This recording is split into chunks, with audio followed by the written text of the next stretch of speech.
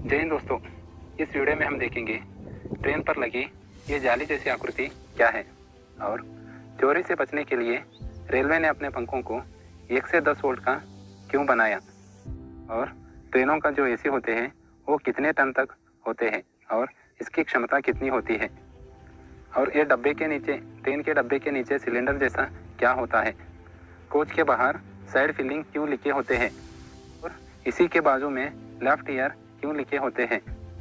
Railway ने अपना ट्रेनों में स्क्रू कपलिंग को हटाकर सीवीसी कपलिंग क्यों करना चाह रही है और ट्रेन के अंदर इस लाइट का मतलब क्या जो बीच में लगे रहते हैं और साथ में रेलवे ने अपने CDTS टॉयलेट को हटाकर क्यों करना चाह रही है बायो टॉयलेट और रेलवे ने अपने आधुनिक ट्रेन में ये साइड बफर क्यों हटाया। ये साइड बफर क्या करते थे और नया ट्रेनों में ये साइड बफर क्यों लगाए नहीं जा रहे। आप देखे होंगे ट्रेन के साइड में पीले रंग की पट्टी लिखे होंगे और एक एक ट्रेन में ये लाइनिंग क्यों खींची रहती है, ये सब इस वीडियो में आज हम समझेंगे। नमस्कार दोस्तों, मेरा नाम है सचिन और आप देख रहे हैं स्मॉल नॉलेज। आप ट्रेन के सफ़र के दौरान एक जाली जैसी आकृति देखे होंगे, इसे रूफ वेंटिलेटर कहते हैं।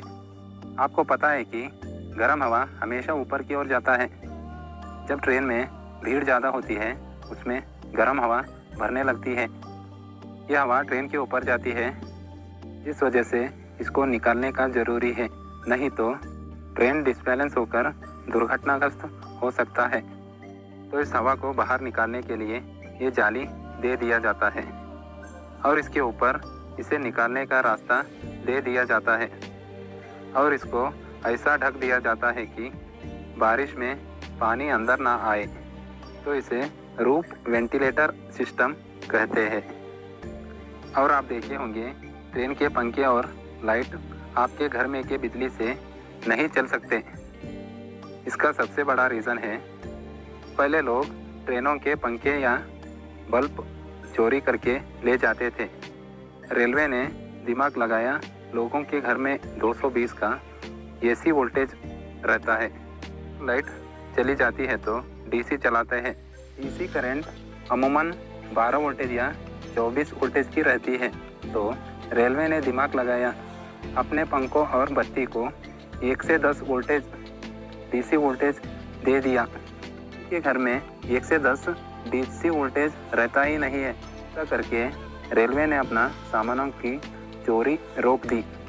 ये 1 से 10 DC वोल्टेज ट्रेनों में कहाँ से आती है बोले तो ट्रेनों के नीचे, ट्रेनों के डब्बों के नीचे लगे बैटरी से आती है। कोच के अंदर बैटरी का स्ट्रेंथ चेक करने के लिए इस तरह का इंडिकेटर लगा दिया जाता है। इसमें ग्रीन का मतलब एकदम मेंटेन है बैटरी, येलो जला तो चार्ज मोड में रहता है और रेड जला तो आपका बैटरी डिस्चार्ज में है। को पता है कि जब भी वोल्टेज कम होता है करंट ज़्यादा होता है और इससे शॉर्ट सर्किट होने की चांसेस ज़्यादा होती है। इसीलिए ट्रेनों में बटनों में लिखा होगा रात को 10 बजे से 6 बजे तक चार्जिंग नहीं लगाए। ट्रेन के डब्बे में एक तरफ लिखा होता है साइड फिलिंग और दूसरी तरफ लिखा होता है लिफ्ट ईयर। इसका मतलब क्या होता है? लिफ्ट ईयर का मतलब होता है इधर से बोगी को उठाया जाता है। बोगी को अलग करने के लिए, जैसे मेंटेनेंस के लिए बोगी जाती है तो उसको उस बोगी को उठाने के लिए, और साइड फिलिंग का मतलब पानी को भरने के लिए। जो पानी का भरने की व्यवस्था हर रेलवे स्टेशन में होती है। के लिए 4 इंच की एक मोटा सा पाइप रहता है, इसमें से ये फ्लेक्सिबल पाइप निकाली रहती है। इस पाइप की मदद से रेलवे के स्टाफ इस साइड फिलिंग से पानी भरने लगते हैं।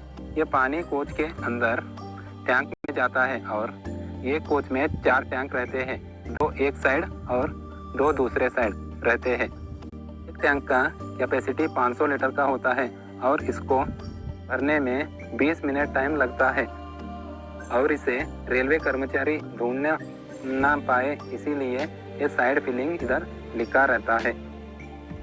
बाथरूम से रेलवे को बहुत बड़ा दिक्कत था।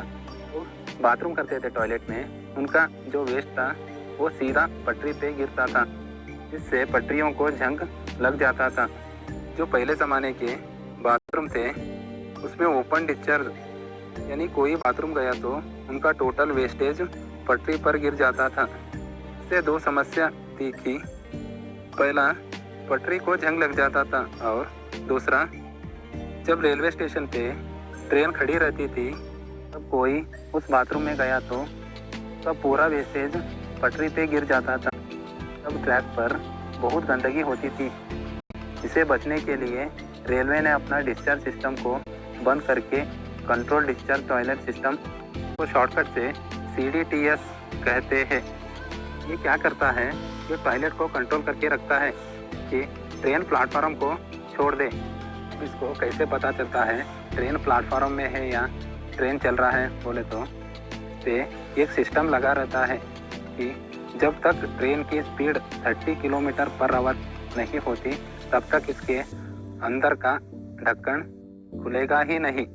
लेकिन इसके द्वारा भी गंदगी को रोक नहीं सक रहे थे क्योंकि थोड़ी दूर पर तो गंदगी हो रही थी और इससे ट्रैक को भी ज़्यादा खतरा हो रहा था।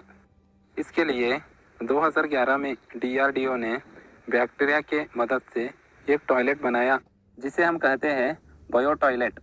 बायो टॉयलेट बैक्टीरिया की मदद से इस वेस्टेज को डिकम्पोज करके गैस बनाकर उसे निकाल देते हैं।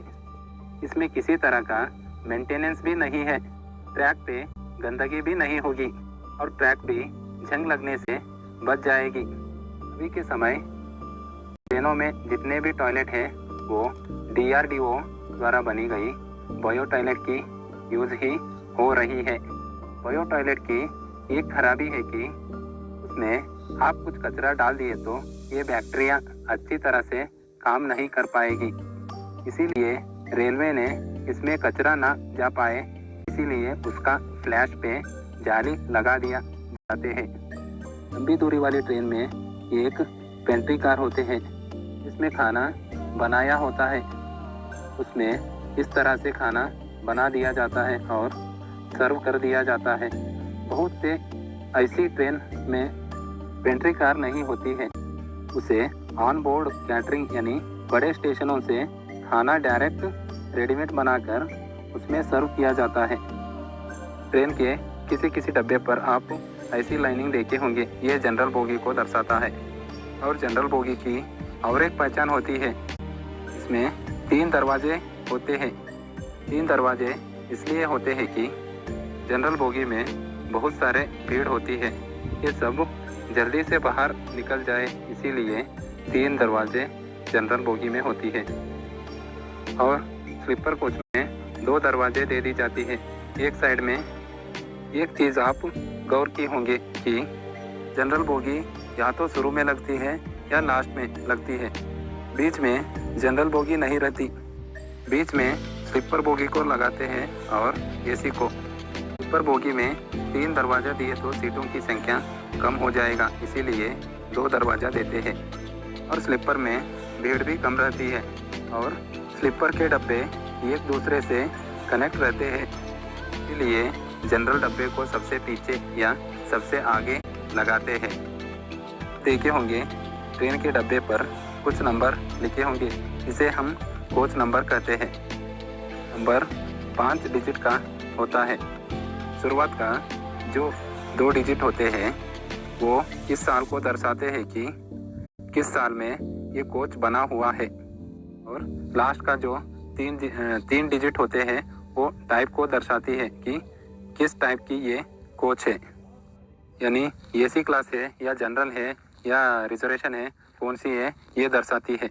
ऐसा इसके शुरू में लिखा है 04 यानी ये 2004 का बना हुआ है और लास्ट में पढ़े तो 052 ये AC कोच को दर्शाती है।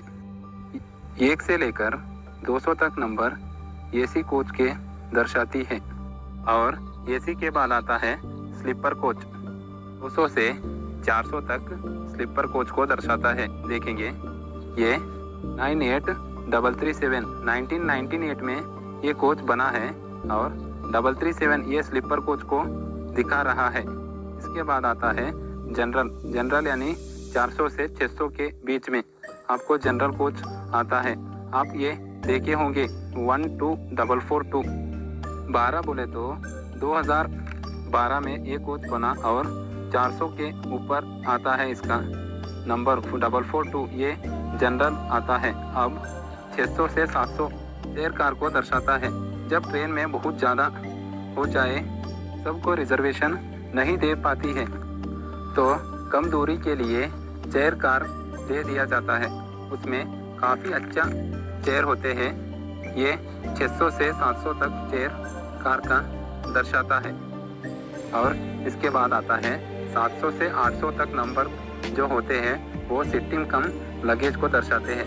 इसके बाद होता है 800 से ज़्यादा वाला नंबर जिसमें लिखा होता है वो चिट्ठी ले जाने वाली बोगी या पेंट्रा कार वाल। और ट्रेन के लास्ट में एक क्रॉस बना रहता है। ये कहता है कि पूरा ट्रेन जा चुकी है, यही लास्ट डब्बा था। इसके अलावा इधर एक लाइट भी लगा रहता है। ये बंद चालू होता है। ये इसलिए लगाते हैं कि अगर ट्रेन को बीच में कोई फॉल्ट आ जाती है, ट्रेन रुकती है, तो पीछे से अगर सेम ट्रैक पे ट्रेन आ रही है तो उसको ये लाइट दिख सके। अब ये लाइट को एनर्जी कहाँ से मिलती है, तो बैटरी से इसको एनर्जी मिलती है। ये वीडियो से आपको कुछ नॉलेज, ट्रेनों के बारे में कुछ नॉलेज मिला होगा ऐसा समझता हूँ। और इस वीडियो में आपको कौन सा भाग अच्छा लगा इधर कमेंट में बताइए, और मैंने कौन सा भाग छोड़ा उसको भी आप बताइए। मैं आगे वीडियो में ये इसी तरह इसके बारे में बताऊँगा। ऐसे ही मज़ेदार और नॉलेजेबल वीडियो देखने के लिए हमारे YouTube चैनल को सब्सक्राइब कीजिए और बाजू दिए गए बेल आइकन को दबाइए। धन्यवाद।